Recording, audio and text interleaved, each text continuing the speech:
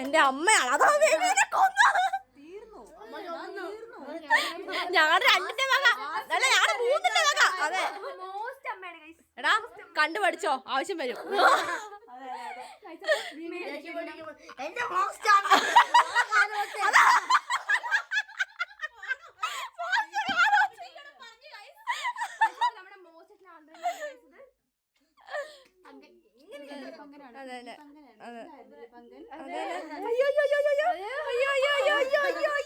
മതി മതി പൂഴ്ത്തിയത്. വാ തിന്നാൻ പോവാം. ഞാൻ പോട്ടെ. അടുക്കള എന്തേ അവിടെ അല്ലേ? സ്ഥലം എടുത്തല്ലേ ഇപ്പൊ അങ്ങനെ ആണോ? മേശക്കൂടിയാ? അയ്യോ